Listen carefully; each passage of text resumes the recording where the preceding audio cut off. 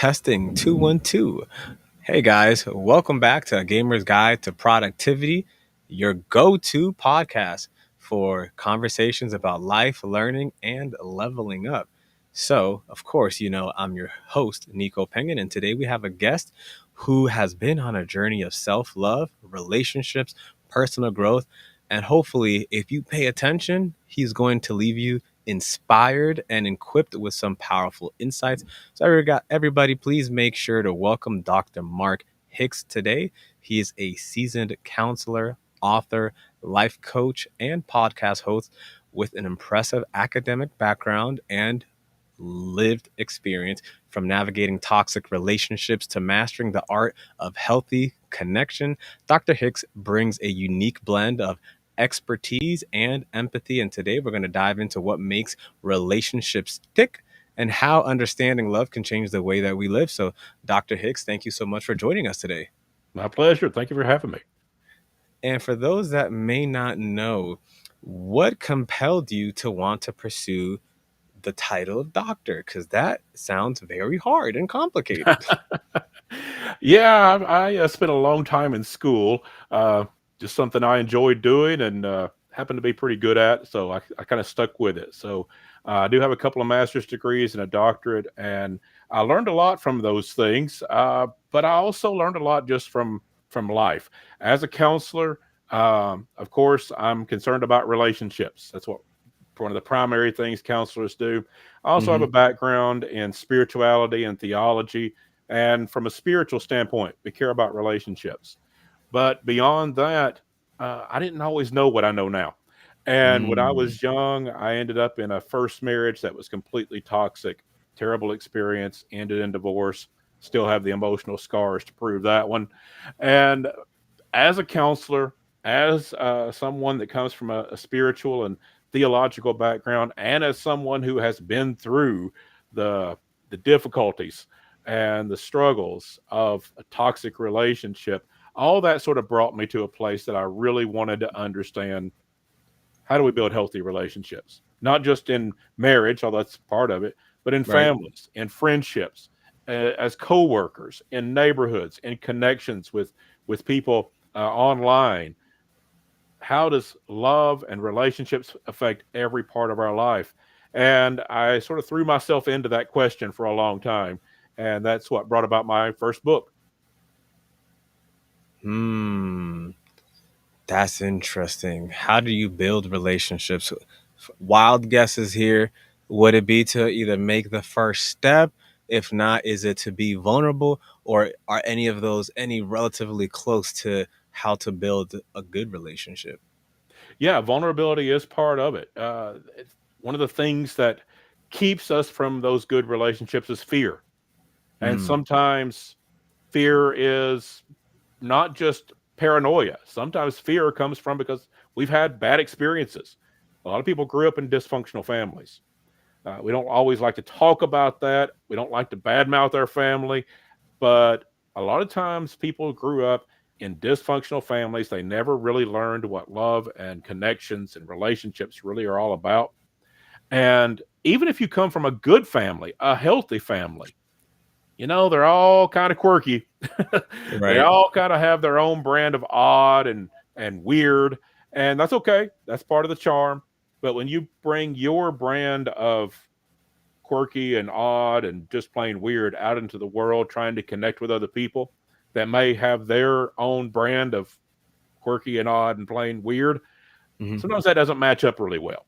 Right. And so we find ourselves even in good situations struggling to make those connections. We go to work, we find ourselves in conflict, we have struggles in our family, struggles with the neighbors, we meet strangers and somehow it just doesn't click. All these relationships lead us to a place that sometimes we just get frustrated, we get fearful, and we're afraid to put ourselves out there. Hmm. So, what would you say then would be the individuals that are 25-year-old male? What would you say their misconceptions or misunderstandings about love and relationship is? There's a couple of them. I think one of them is that we sort of assume it's going to be easy. because we think if we just met that right person, if we just get in with the right group, if we find the right people, that it's going to be easy. Well, if we do those things, it'll be easier, but Mm, it's not going to be easy. That love and relationships and connections are about knowing how to build those relationships. And the struggle that we have is so many people learn how to build relationships exclusively from their family. And I've already said a lot of people come from dysfunctional families. And right. even if you come from a healthy family, you don't necessarily learn all that it takes to go out into the world with a lot of different people, a lot of different backgrounds and points of view, and make connections and get along. And so it's just not going to be easy. It doesn't mean it can't be done. It means we Right. need a strategy. We need to understand what love is, what relationships are all about, and not just wing it and not just assume that, well, if I didn't get along with those people, I got to go find me another group and Right. think it's somebody else's fault. It's a matter of learning how to build those relationships. Relationships are built. That's why I use the term components of love. In my book, I talk Mm, about 5 components of love. And that word component, I use that to sort of imply that these things fit together. They work together and they are all part of building healthy relationships. It's not always easy, but anybody can do it. Even if you did come from a dysfunctional family, even if you've had toxic, abusive relationships, even if you've been betrayed, stabbed in the back, all these terrible experiences that would cause us to pull back, we can still have and still build healthy, happy, thriving relationships in every area of life, but we need to know how. and I did see it, for those that may not know, if you check out on the website, the book cover is actually a puzzle piece shaped heart. Yeah. So when you mentioned that it's components that are made to fall together, it's literally you won't feel complete without an additional piece. You may have four pieces, but you're not as complete until you have those five complete components compiling one heart. That's exactly right. And that's the problem. People come from a family background where they learn one, two, maybe four. If they're in a really healthy family, very few people are going to come out of a family background knowing all 5 components of love just naturally. They'll know Right. one or two, and that's what people assume love is the one or two components that they naturally know because that's what they grew up with. And then they think, why is this not working? I'm doing everything I know to do. Well, it's because we haven't learned the other components. We need all 5 components of love that I talk about in my book. My book is not available currently. It was self published. That's no longer available because it was just picked up by Morgan James Publishing. I'm really excited about Hey, that. That's a great thing to be able to say. So it's being that's republished. It'll be amazing. available next year. But in the meantime, I do have a free ebook on my website, markahicks.com. Make sure you get my middle initial in there, markahicks.com. There's a free ebook that talks about all 5 components of love, give you a brief rundown. Then you can get the book early next year. Oh, that's phenomenal. And just a small parentheses on how did you get that done? Because to go from self publishing indie to then have it picked up and wanting to have it picked up and agreeing to, what was that process like for those that may be listening and they have some ebooks and stuff published and, or they have I would rather be an indie, but until they get that knock on the door, what was that like? Well, it just goes to show you don't do anything alone. It always takes connections and relationships to do anything in Hmm. life, and that's what happened with me. I'm a writer. I write my own books. I'm also a ghostwriter, and so I write other people's books and blogs and website content and whatever needs to be written. I do that independently, but I also work for a ghostwriting agency. Okay. Well, my boss at the ghostwriting agency, of course, works with a lot of authors and has connections in the publishing industry. She read my book, and so she approached me and said, "I read your book." She knew I could write because she hired me as Right. a writer, but she read my book and she loved the concept. And she said, "People need to know this.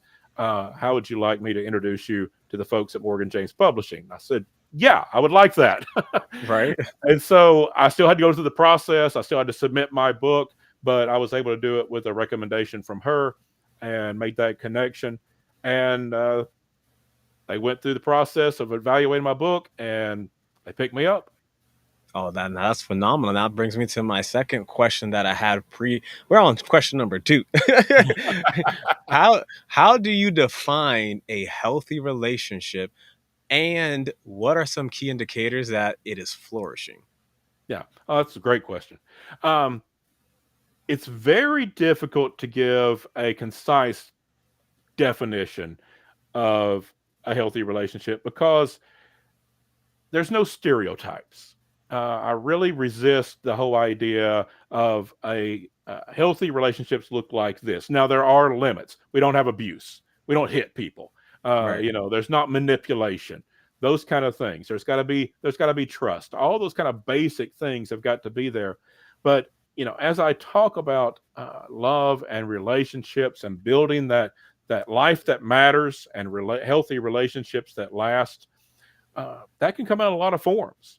For a lot of Hmm. people, when you think about love and relationships, you think about marriage and or having a romantic partnership and having children, raising kids together, buying a house. That's Right. absolutely a part of what love and relationships can be. But for other people, that's not their path. That's not their Right. journey. They may have a friend group that they're not connected by marriage or by blood, but they're a family by choice and they live life together. And that's their connection, that's their group. Some people find meaning and relationships in their job, and they have a sense of calling for what they do, their vocation, and working side by side with their team, their people, their co workers every day. That brings meaning to their life, and that's the fulfilling relationships in their life. And for some people, it's all the above. They want Right. family, they want that friend group, they want a meaningful vocation with a team they're working with. And so it's not about what it looks like exactly. Hmm. It's more about understanding what love is, the components of love, and building it regardless of what it looks like on the outside or what form it takes in life. It's about having that fulfilling sense that my life has meaning because I have these healthy relationships in my life. Hmm. And then, how would you say that self love plays in building some strong and lasting connections with others? Yeah, it's actually listed in my book as the fourth component of love is accepting and loving ourselves. It's a vital component. In fact, uh, Brene Brown, I always give credit here because she's done some tremendous research and writing in this area. She's not the only one, but she's the most noted right now for Right. understanding this very important concept that you cannot love other people more than you love yourself. Oh, That's you're the gonna have to ceiling. say that again. You Woo! cannot love other people more than you love yourself. That's the limit. That's the ceiling. And I'll tell you why. Wow. Because love is not a commodity like money. If you need more Mm. money, you're wanting to give away money, you need more money for whatever reason, you can get more money. You can get a second job. You can take out a loan. You can borrow money from family or friends. You could steal money, but I don't recommend that one. Don't do that. But it's theoretically possible, but don't do it. There's a lot of ways you can get money, and because it's commodity. Right. Love is not a commodity. Love is organic. It has to be Mm. grown. It has to be grown Mm. inside of us. It has to be grown within Mm. us in order to give it away, in order to give that relationship. And people miss this because they think if I have people loving me, then I can accept myself. If I have people loving me, then I can love myself more. That's not the way it Mm. works. We will always fall short on that one. You can only love other people as much as you love yourself. Before Brene Brown did a lot of this writing, I said I came from a spiritual background. One of the great spiritual teachers of all time is Jesus. And Jesus said, love your neighbor as yourself. Right. Now, you would think we'd need as much love as possible in the world, and Jesus would want that. Right. So why would he lowball it? Why wouldn't he say, love your neighbor more than you love yourself? Mm. Because Jesus, the great teacher, already understood that's the limit. You can Oh, only love your neighbor dang. at the level you love yourself. You can't do any more than that.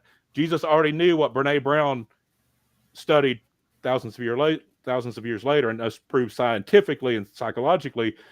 As the great spiritual teacher, he understood that already and said, love them as you love yourself, because he knew that was the limit. As we begin to learn that's our limit, then our priority needs to be loving, accepting, showing compassion to ourselves, being good to ourselves so that we can be good to other people. I got way more questions. I think I can disregard the majority of what I wrote down.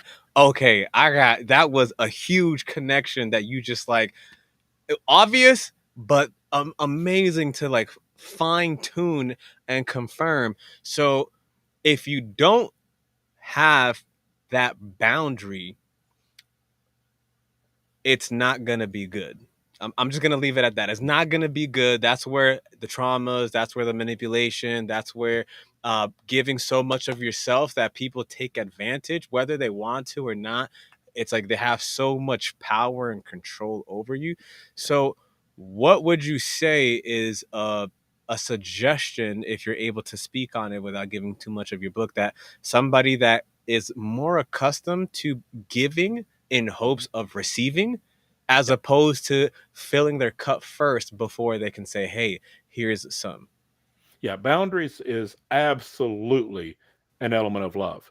I discussed that under the second component of love, or excuse me, the third component of love, which is practicality. It is just a practical reality of life that we set those boundaries so that we're not allowing ourselves to be drained by other people.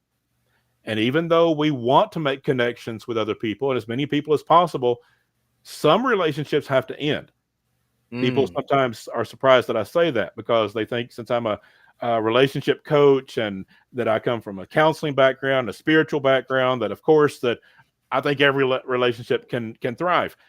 Theoretically, it's hmm possible for every relationship to thrive if everyone's practicing the five components of love, but there are abusers out there. mm. There are people that will drain you, that will use you, that will manipulate you, that will harm you on purpose. On purpose. Those Wow. relationships have to end in order to open ourselves up to the relationships that actually can be healthy. Setting those boundaries of saying, I'm going to have compassion for myself.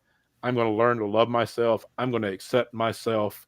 Uh, those are all boundaries we set when people are trying to drain us, when people are trying to criticize us. We can hear criticism and say, okay, well, you're probably right. I need to change that. But if they're just criticizing us as an attack, we don't need to accept that. If they're trying to help Mm, us correct something, fine, we'll correct something. None of us are perfect. That's okay. But if they're just trying to tear us down, that's not going to help us in our connections. That's not going to help us in our relationships. And so we don't accept that. We set those boundaries so that we're showing compassion to ourselves, self love, self acceptance, self compassion, so that we can accept and love and have compassion for the people in our life. oh man, that just makes me think of this phenomenal question once you said that. So then, how would you balance being vulnerable with setting those boundaries and protecting yourself emotionally? That is so important. Fantastic question. And one of the hardest things to do because we will have a natural tendency to either over overcompensate to be vulnerable. Uh, just our personality, we're wired up with a sense that we need to give. Some people are just naturally givers, and they're Hmm. people of mercy and kindness, and they just want to give to everyone. That's how they're wired up, and that's okay. There's other people that are naturally more defensive, more cautious, have easier time setting boundaries, which is good, but they may get defensive. They may overdo it, and even grow to the point of putting barriers up if they've gotten hurt. And so it's a Mm, very tough thing to balance that.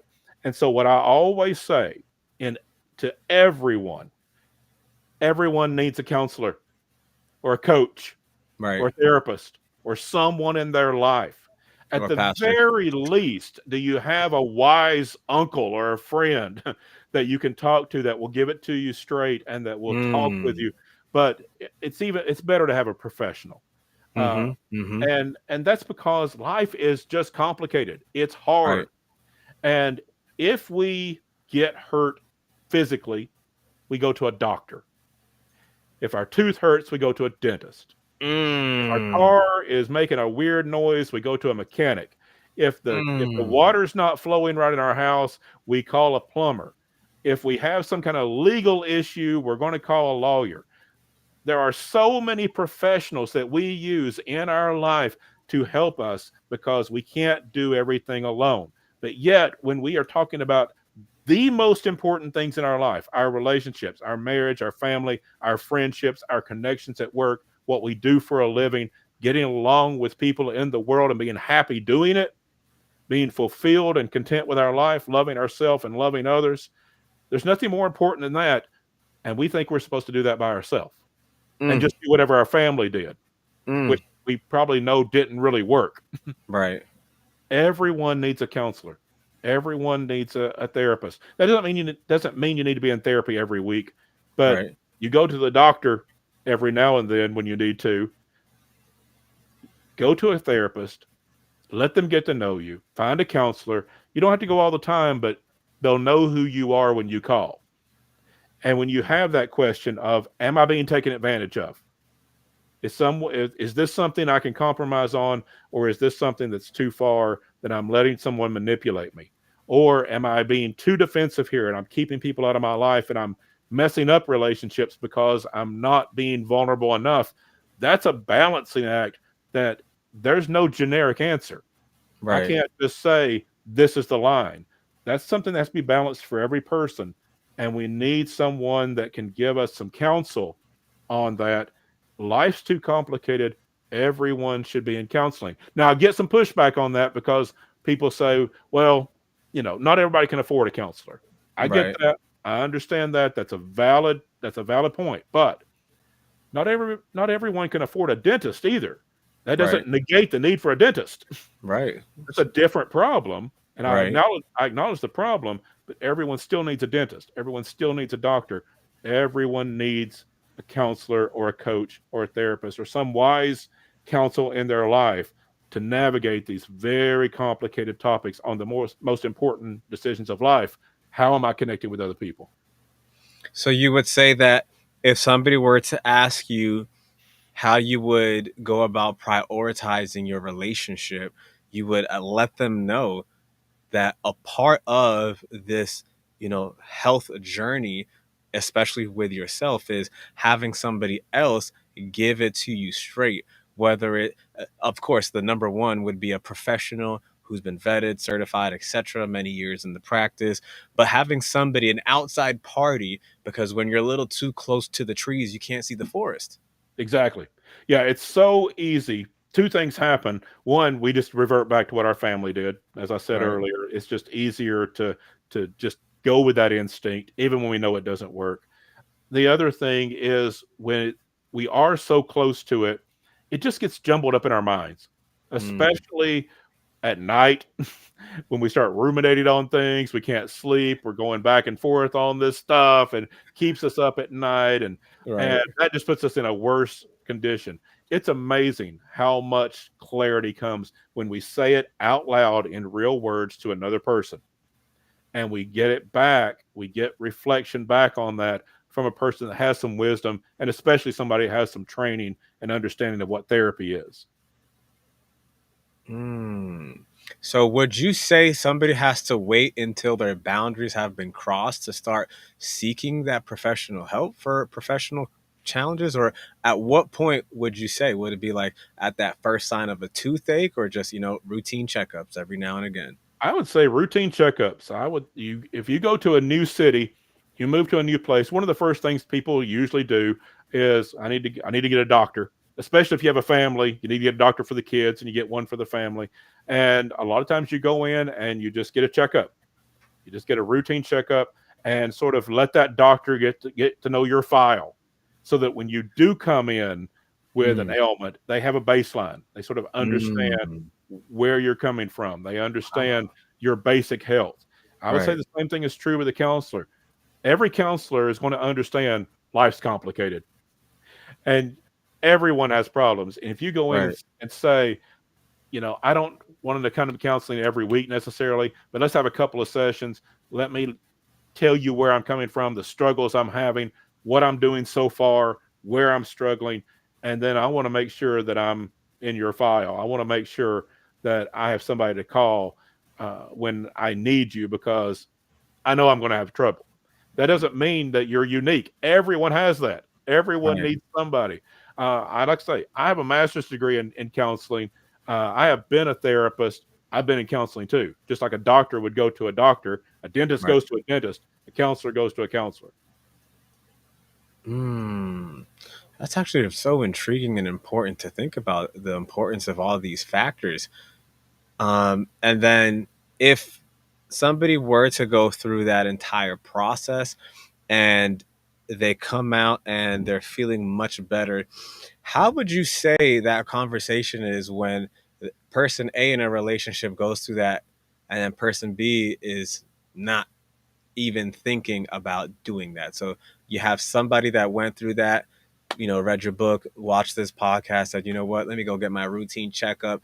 Doctor, counselor lets them know, hey, I think we need to have a little bit more continual meetings. I see some things that might need some tweaking here and there, or I need you to let me know what's going on. And they go through that, but somebody else doesn't. Does that cause friction in a relationship, or what does that go? It can, but oddly enough, it very often does not.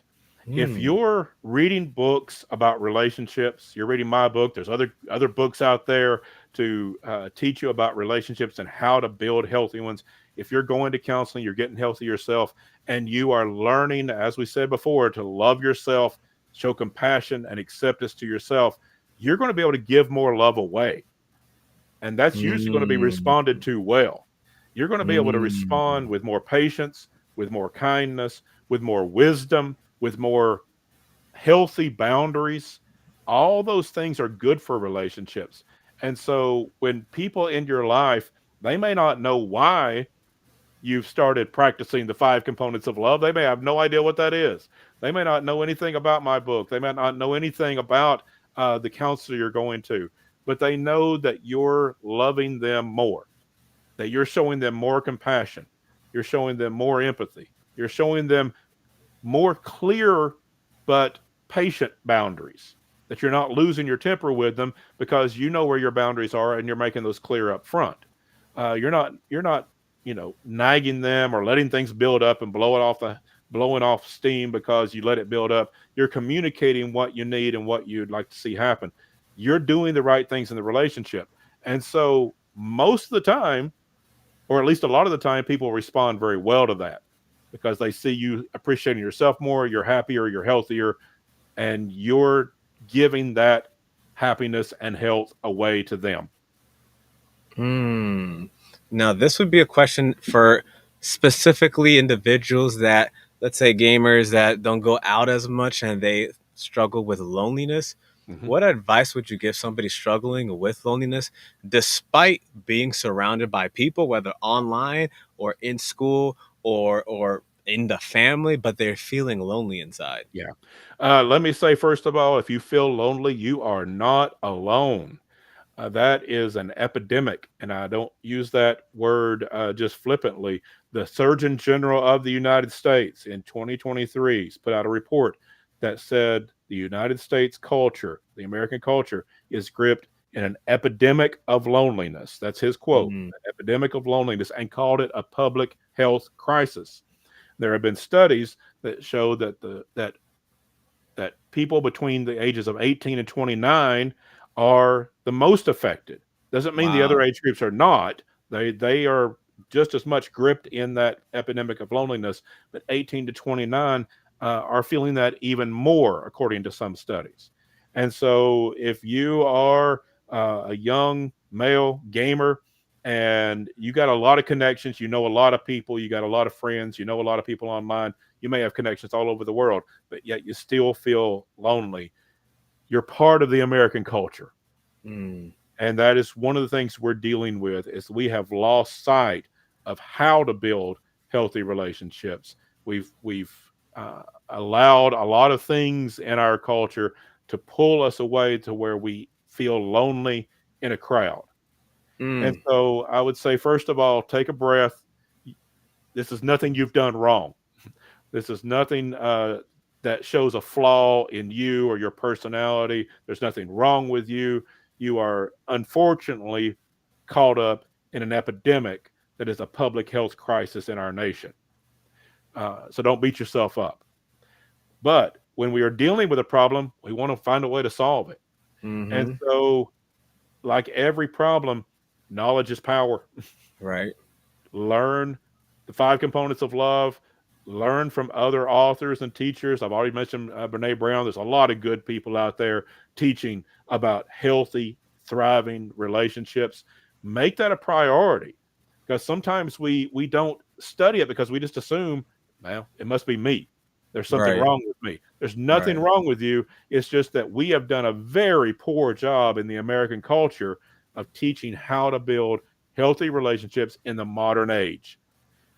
We've a lot has changed in the last 50 years, and we've not always kept up with how we build healthy relationships in the modern age. For example, if you go back to a picture of the family in 1945, you know, who was going to cook dinner? It was going to be the wife. You Mm-hmm. know, who was going to mow the yard or fix the boiler? That was going to be the husband. Mm-hmm. And the children had certain chores, and this was just this. There were rules that no one spoke aloud. It was just the way it was. Right. Now, even within families, everything has to be negotiated. It's so much more complicated. Woo. So much more complicated. Preach. It doesn't mean that if you do that, the old school stuff, that you're wrong. But you're Right. also not wrong if you do something different. There's no Right. rules anymore. Right. People have to negotiate all this. It's very complicated. The same is true when it comes to friendships. You go back 30, 40 years, who were your friends? It was the guys in the neighborhood, you know, Right. the ones you played ball with, the ones you went to school with. Well, now you have homeschooling. You may know people all over the world that you may never actually see, but you have a relationship with them online. Social media has changed everything. It's much more complicated. Doesn't mean it's wrong, just means it's more complicated than it once was. And so there's nothing wrong with you. Take a breath and just work at it. Practice it. One of the things that I say all the time, love and relationships is a practice. It's something we continually learn, we continually practice. You don't have to be perfect at it. Just keep working at it. Just keep trying. And the more you do it, the better you'll get. And for individuals that they're fixated and they see, oh, I'm lonely, this is my solution. I'm going to fill the void and get into a relationship. How how much would you advise against that when you're in your moment of loneliness? Would you say it's like when you go to the grocery store and you're starving and Yeah. like everything looks amazing and you Yeah. just grab the first thing available? Yeah, that's a great example, and that's what people do sometimes is they think relationships are going to fix their problem, and that is not true, uh, because it goes back to what we've talked about previously. You have to start with yourself. Start by loving yourself, showing yourself compassion, accepting yourself, letting that grow, so that you can give that away. Uh, Trying to get someone else to fill that void is will never work. We we learn to love ourselves, and then we practice giving that love away to the people that want to accept it. Not everyone will, but the people that come into our life. Relationships are one of those things. Whenever you're ready, the right relationships tend to be there, but we have to start with Mm, ourselves. right, Don't just grab every shiny object. Don't just fall into every manipulation. Don't just go into every relationship out of desperation. Desperation never built good relationships. Love yourself first, build yourself up, and give that love away. And there's people out there that are going to really appreciate and love having you in their life. and for individuals that may not be as social butterflies or extroverts, what would you say are some practical tips that they can use to um, get some more empathy so that Mhm. way when they're having conversations with individuals, they're not projecting their negativity or their misconstrued way of life, but they can actually listen and understand and grasp and resonate with the individual and make it easier to bridge that connection. Yeah. Not everyone is going to be a social butterfly. It's okay to be introverted. That's one of the things that in the American culture, that's kind of that's almost a bad word to say you're shy or that you're an introvert. Interestingly, I've been to other places in the world that's their culture. They're very introverted. That's just the Hmm. expectation that everybody's going to be quiet and shy and introverted. The American culture is more outgoing. That's fine, but it can be difficult if you're an introvert in that outgoing culture. There's nothing wrong with you. Start small. Just start small. Don't try to go all out and be an extrovert. Don't overextend yourself. Start small. Go with small conversations. Meet some people in places that where you're comfortable, and just strike up some conversations. You know, every conversation might not go well. That's okay. It's a practice. You're learning. And so, like every other practice, you can get better at it. Start small and work at it. Put yourself out there a little at a time and find some places where you're comfortable having conversations. Doesn't matter what it is, maybe online, maybe in person, but find some places that you just practice it. And like everything else in life, the more you practice, the better you get. Hmm. Okay, now I definitely want to know more about the toxicity. So, how would you say that a relationship starts to go sour? What would you say are like some key indicators? I know you said that you can't really say about everyone because every relationship is different. But what would you say are some like key indicators that either you can spot out in someone else Mhm. in the relationship, or you internally spot it out like, oh, I'm doing this? Yeah. I think if you're in a relationship, every relationship has problems, has difficulties. It's not going to go well every day. People make mistakes. That's all right. But if you find yourself continually arguing about the same basic things, that you are not capable with that relationship of solving problems.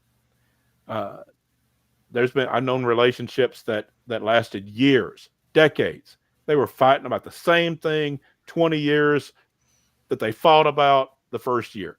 They never solved a problem. That's a toxic relationship. You know, Mm, part of being in a relationship is learning how to deal with the issues of life, whatever that might be. Just the practical stuff we all have to deal with. So if you're in a marriage, you have to you deal with money issues. Everyone does. You have to deal with your mental health. Make sure you take care of yourself, and not if you have depression, anxiety, things like that, it takes a toll on you, but it takes a toll on your relationships, and those are right. treatable conditions. Those are things Mm, that you can get treated, just a practical matter. Go see a doctor. Um, and if you can solve problems in practical ways, you can make relationships work. Find solutions. And if you're in a relationship where it just keeps coming back around to the same old fight, it may start out as a different fight, but it always comes back to that same one. right. That is toxic. The other sign that I would look for is if you continually feel bad about yourself when you're with that person. Mm, If you find yourself drained and feeling bad about who you are when you're with that person, that is probably a clear sign of a toxic relationship. And then there's the obvious ones. If there's physical violence, if there's things of that nature, you know, you got to recognize that. Don't be in denial. And that may be for some people, they may think, well, duh, that's obvious.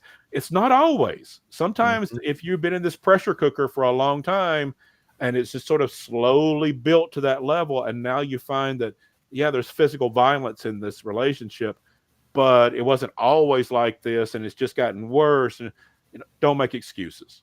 Okay, abuse is not allowed, and that's got to end. And so that's not easy to do. I don't say right. that easily. That's a whole different topic because that's extraordinarily difficult to do. But that's a toxic, abusive relationship that has to have some boundaries. So there's those kinds of things. Clearly aware of. But then I would repeat, have somebody in your life that when you have those things that are not just that obvious, that aren't so blatant, that are more subtle, have somebody to talk to and find where that line is. Is this something that we can work out? That's just the normal problems that relationships have, or is this getting to be a toxic thing? Have somebody you can talk to. Don't keep secrets. And when the individual realizes that it gets to a point where it's no longer viable and it's an emotional challenge for them to end that relationship, what advice would you give? Because you mentioned earlier that you were in that situation. Yeah. So how do you come up with that decision? Like, you know what? Enough is enough. This has to stop right now. Yeah. You have to care about yourself enough to make that decision. And you have to understand that grief is part of love. Grief is Mm, actually the first component of love in my book. The first component of love is grief. That surprises a lot of people because they think that a discussion of love should be all, bubblegum and butterflies. And right. that's part of it. Yeah, we love the bubblegum and butterflies, the sweet and beautiful. But grief is the first component of love because you are going to get hurt in life. And there's going to be struggles along the way. And you may have family members that you have to set that boundary and say there's no Mm, more. You may have to go through a divorce. You may have to end a long-term relationship, or you may have a friend that has stabbed you in the back and that has betrayed you, and you have to end that friendship. These are very painful. And so a lot of people mistakenly think, well, if it was a bad relationship, you'll feel good getting out of it. No, because if you invested a lot in that relationship, even though it may be good for you to get out, you have lost the dream. You've mm, lost something very important, the time, the energy, and the dream of what that relationship could have been and what you thought it would have been. Uh, mm. and that's a major loss. That's a heartbreaking loss. But one of the things I tell people, when you have to make those tough decisions, when you go through an abusive relationship, you have to end a relationship with a spouse or a parent or a sibling, someone you've been extremely close to. Those are very painful decisions, and sometimes things can be so painful in life, it's like it leaves a hole in our heart. Right. But you can live a really good life with a hole in your heart. And that's what Mm, I want people to understand. You can't go back and fix the past. You can't get those years back. You're right. going to live with that emotional scar. You're going to have a hole in your heart. But you can live a really good life with a hole in your heart. And that's what grief is. Grief is a healer. Grief brings us Mm, to a place that we can go on to connect with better relationships, that we can build a life that is full of those happy, healthy, thriving relationships in every area, and family and romantic relationships and friendships and coworkers. We can build that through the components of love, even if we have that hole in our heart, even if we're living with those emotional scars. You can live a really good life with a hole in your heart. Just like if you say you lost an arm in an industrial accident. right. That arm's not growing back. Right. Life's never going to be the same. But we hear all kinds of stories about people that live a great, thriving life after something like that. But they have to learn new skills. Right. They have to get therapy, in that case, physical therapy, but maybe psychological as well. Maybe emotional help is needed there as well.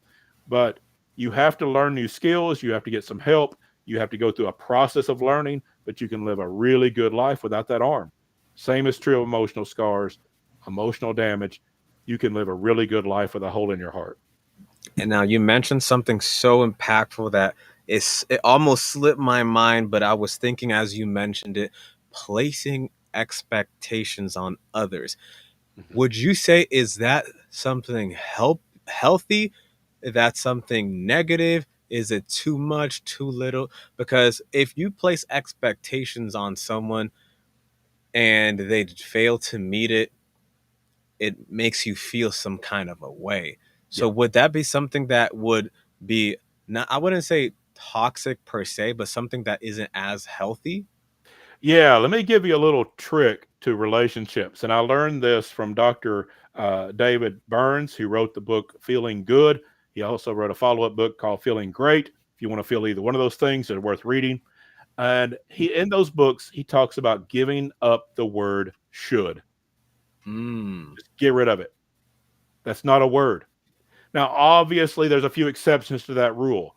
The sun should come up tomorrow. That's a legitimate expectation. But unless it is a natural law or something of that magnitude, just give up the word should. Mm. When we start putting shoulds on ourselves or other people, we are setting ourselves up for disappointment. Mm. One of the questions we have to ask whenever we say, well, they should do that, or it should be this way, or this is the way things should work at the office, or this is what marriage should be. Who made that rule? Mm. We're living by a bunch of rules that we don't know people who made them. Uh-oh.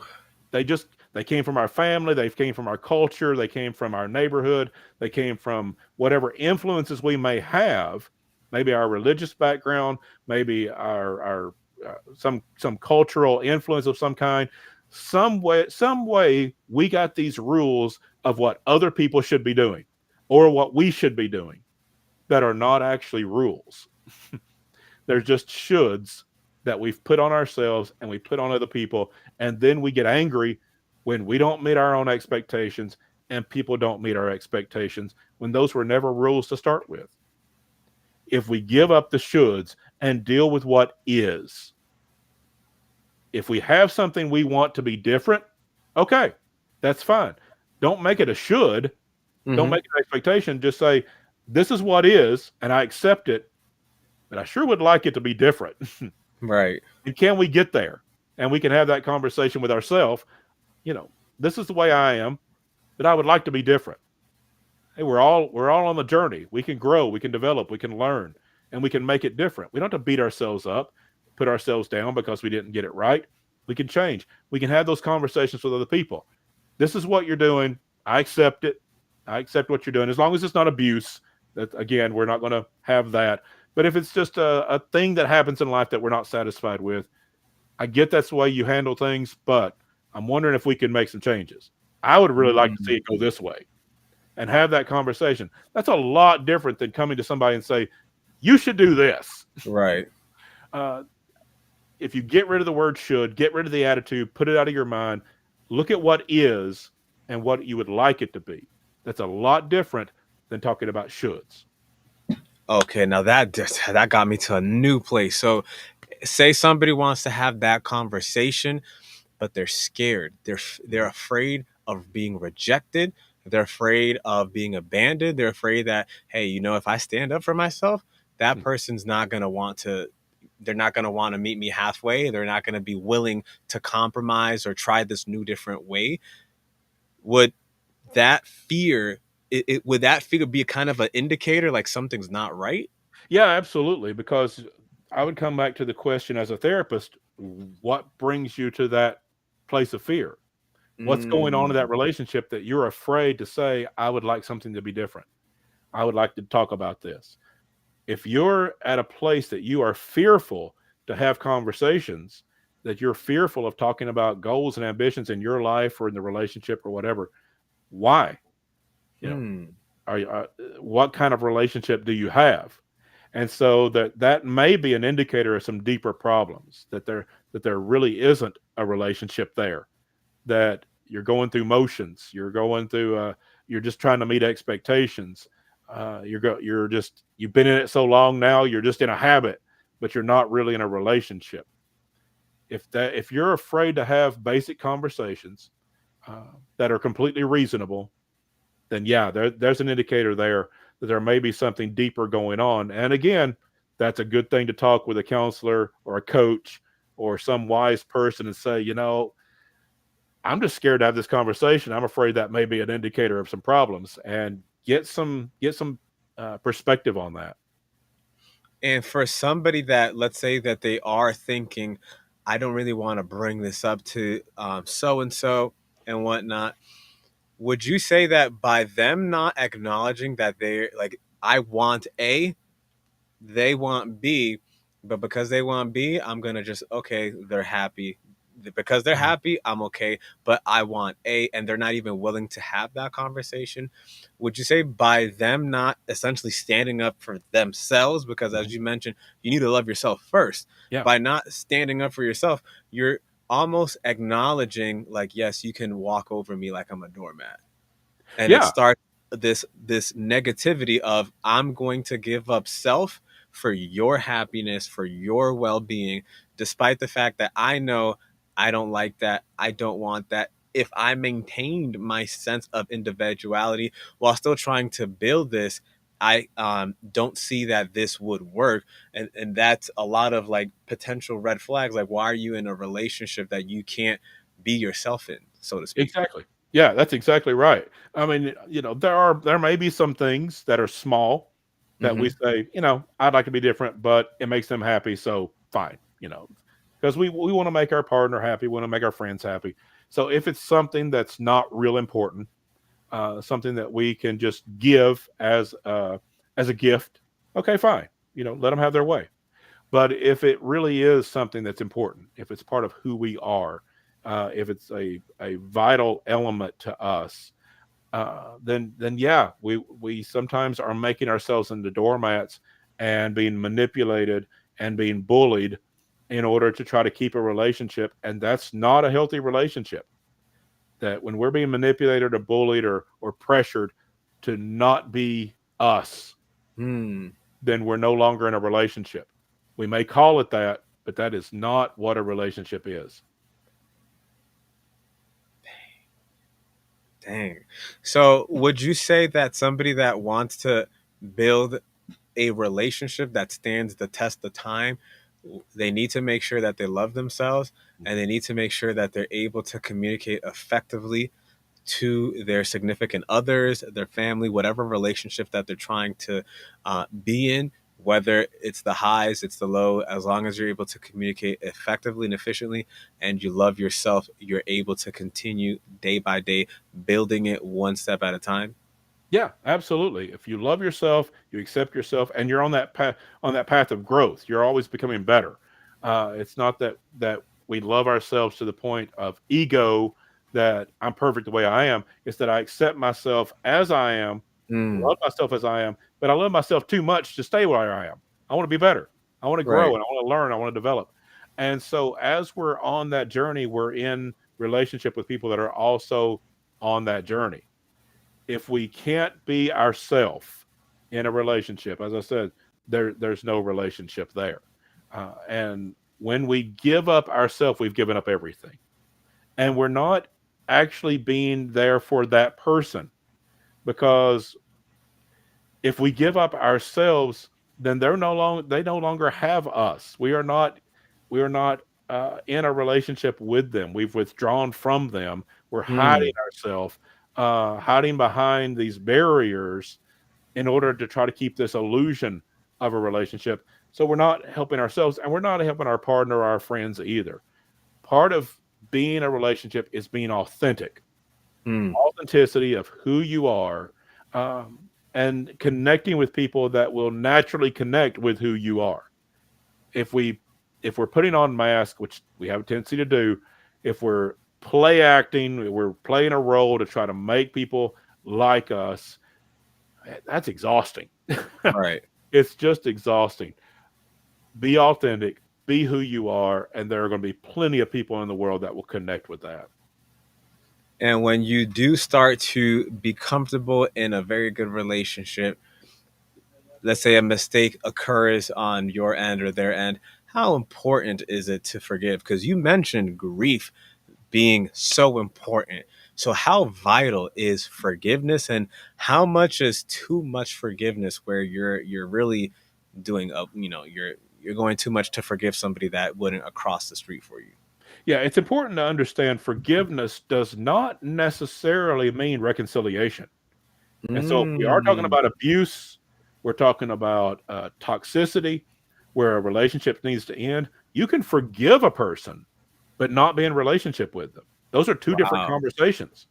It's always healthy to forgive, and what that means is I will choose to not seek revenge, either in real life or in my imagination.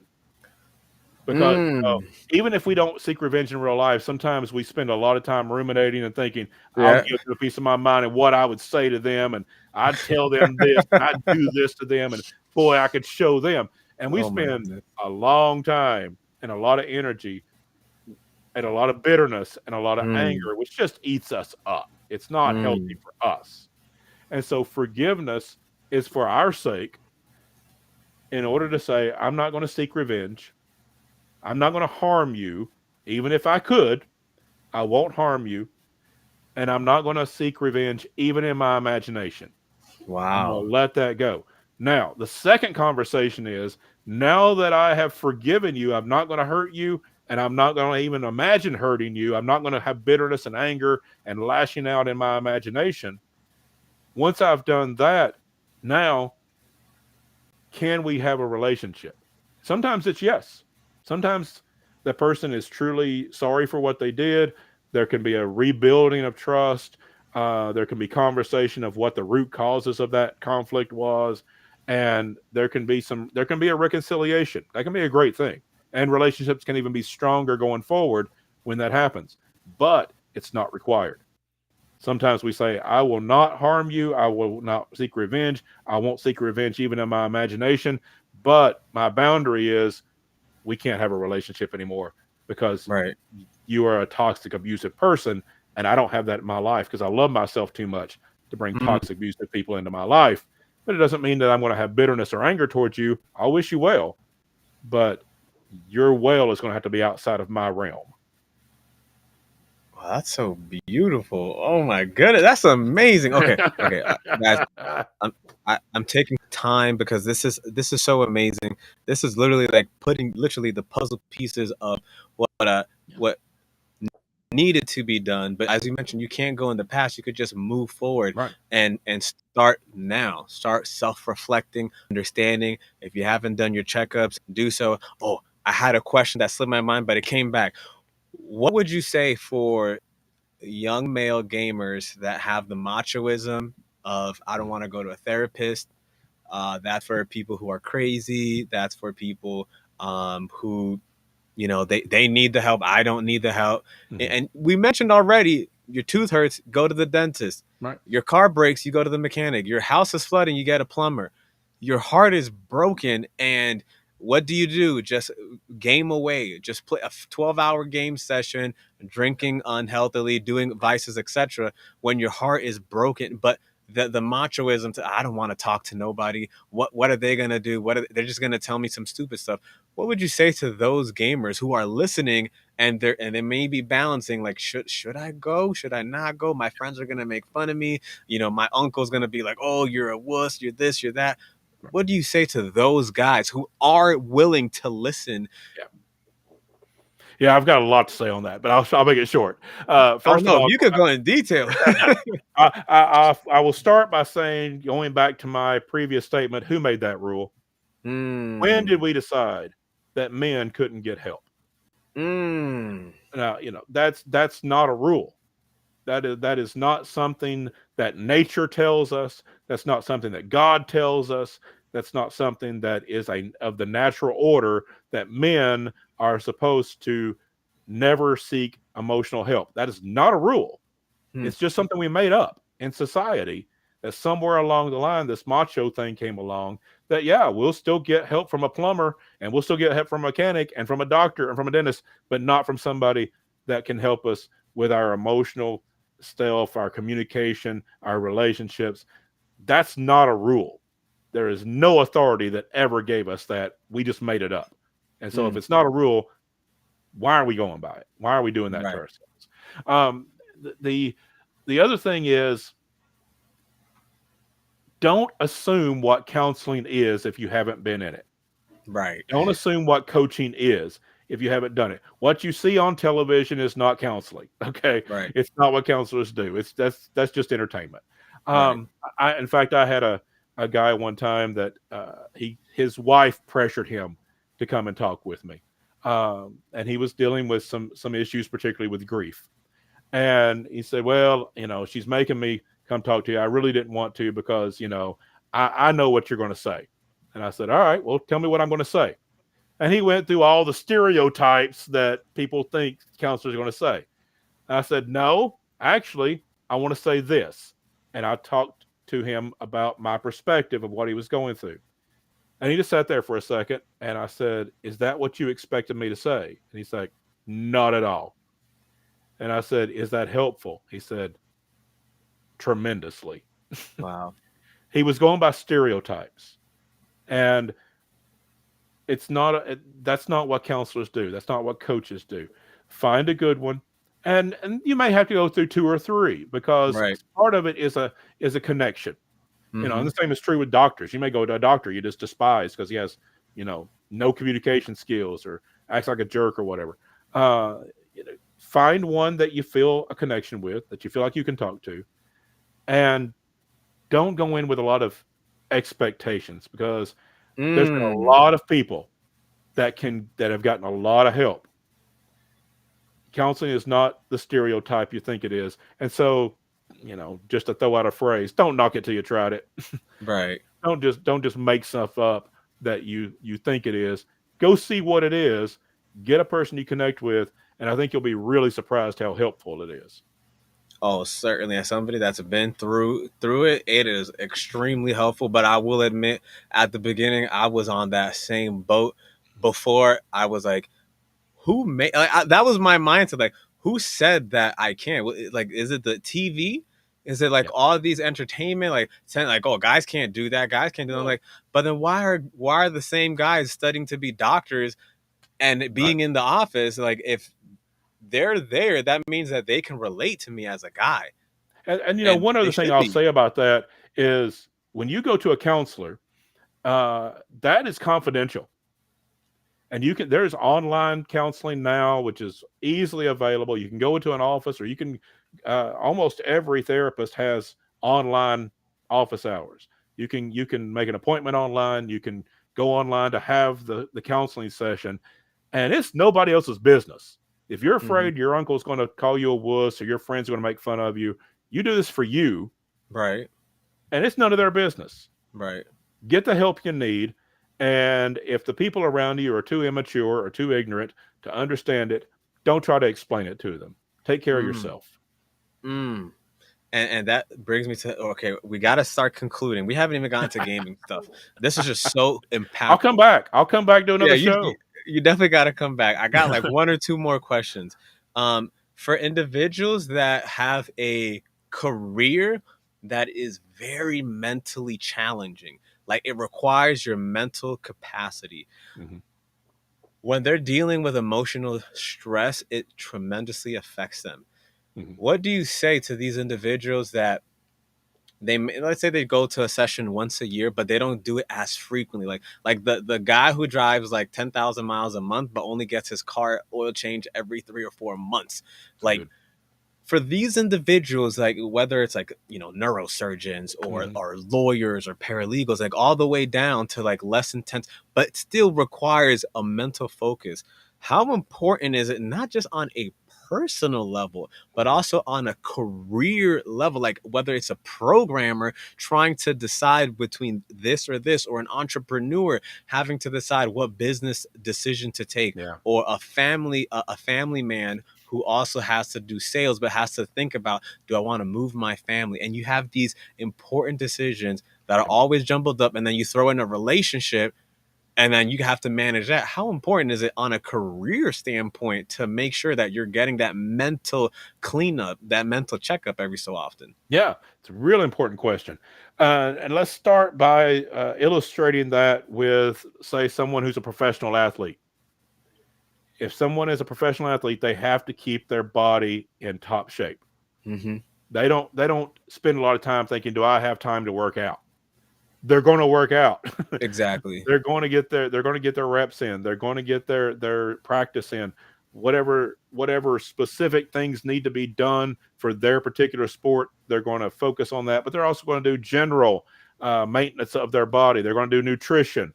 They're going to do cardio. They're going to do weights, and then they're going to get specific into their particular area because they have to be at their best for their job as a professional athlete.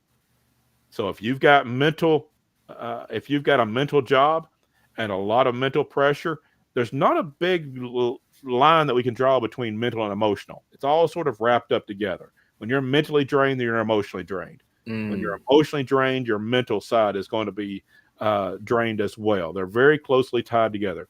And so when you have a job that is high stress, a lot of mental decisions, a lot of people counting on you to do the right thing, just like that professional athlete has to keep their body tuned, you got to keep your mind and your emotions tuned. And so do what you need to do. Make sure you have some time to relax. Make sure you've got a therapist, a coach, somebody in your life, somebody of wisdom to kind of help you stay mentally and emotionally in tune.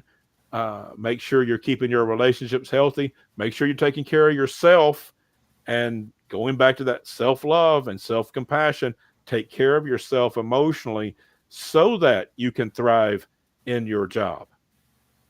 Oh, that is phenomenal. That is phenomenal. I'm gonna leave you with this last question. Hopefully, this is the easiest one for you. Who would you say would be your five authors that if somebody were to listen and they say, doing all of that is too much, but I would be interested in picking up a book? Obviously, they're going to check out your book first, but who five other authors would you recommend? You mentioned a few names. I've read some of those authors as well. I want to know who would be your five favorite, most recommended authors that you would want somebody to start if they were a little bit too intimidated to pick up the phone and go to and start a therapy session. Yeah. Wow. Yeah, that's good. There's so many. I hope I can come up with five because I'm going to get jumbled up in my mind with all of them. But yeah, I've mentioned Brene Brown. She's doing great work when it comes One to of my relationships. favorites. Really good stuff. And she started out doing research for just women and women's health and women's relationships. Yeah. And she tells the story of a man coming up to her, and she said, I don't study men. And he said, well, that's very convenient. Hmm. And she said, well, why do you say that? And he said, I live with a wife, and I think he said three daughters, as I recall the Mm-hmm. story. Yeah. And he said, they would rather see me die than watch me fall off my white horse. And after that, she started studying men. Right. And so, guys, this is not just a woman talking about women's health. She got some good stuff for men too, in relationships, because she had that moment, that light bulb went on that, yeah, men are dealing with stuff too. And so Right. she's great. We got Yeah, feelings too. yeah, we got feelings too, and we don't need to deny that. We Right. express them different sometimes than women, going by stereotypes, not always. Right. But yeah, men have feelings too, and so a lot of psychology is now recognizing that, and that's a good thing. David Burns, I mentioned, Feeling Good, Feeling Great. Uh, Mm-hmm. really good books. Feeling Good's an old books from the '70s. Feeling Great came out just a couple of years ago. Um, but both of them really great books. Oh gosh, who else? Um, uh, there's a oh gosh, there's a book and the author won't come to me, uh, but the book is titled Unoffendable, and I cannot come up with the author's name at this point. But it's about that idea of getting to acceptance, where we're not uh, living that life defensively and fighting with people all the time, but we understand people say stuff, and if they can help us improve, fine. If not, we dismiss that. Um, Brent Hansen, I believe that might be it. Yeah. unoffendable, how to be a whole lot happier by letting go of the past and other people's opinion. Yeah. Yeah. I've had to apologize to Mr. Henson for forgetting his name. So, yeah, that's a really good one. Um, and the thing is, there's a lot of authors out there that are writing about relationships, and a lot of good ones. Relationships need to be studied. It didn't, I'm sorry I'm not coming up with the No, it's all okay. five, but that's a great question, and I think everybody should evaluate that question and find your five. find Mm, uh, find your five authors that you think, and I'd be honored to be one of them, be that can help you uh, learn what relationships really are, what love really is, and how to apply it to your life. There's some good ones out there. And this should be a priority because this is what makes us happy. Right. We put our time and effort to everything else. We have continuing education in our job. For many jobs, we're continually learning new things, even if it's not formal continuing ed. You're still learning on the job your whole Right. life. We're learning new things all the time in order to fix things around the house, or we're learning new lessons on how to raise kids and all of these things. Learn how to be in relationships, and you'll bring a lot of more happiness and health into your life. Oh my goodness. That was such an incredible conversation. Guys, if you guys really found anything valuable from making sure not to love someone more than you love yourself, that self help is amazing. To seeing those practical tips on how to make sure if you're entering a toxic relationship, are you arguing about the same thing every day, every so often? Is every conversation leading to the same point? Are you not feeling as happy with this individual? And so much more. If you found value, make sure to drop a like, comment, and subscribe. Check out Dr. Mark A. Hicks website. It's literally been scrolling. It's also in the description. Thank you so much, Dr. Mark, for coming aboard, giving us so much insightful. Like, I'm so blown away. I love doing this because I feel like I just took a 101 crash course. So thank you so much for giving all that knowledge, experience, and insight for me personally, and for everybody listening today. I think everybody that paid at least 5 to 10 minutes worth of attention can get a better understanding of how to develop a better or deeper connection in our lives, and how vital these connections are for our professional and personal growth and individual lives. So if you want to learn more, again, check out the book, check out his website, Learning, Love, Building a Life That Matters, and Healthy Relationships That Last. I hope once again you all enjoyed this episode as much as I did. So make sure to keep leveling up, keep growing, and keep learning.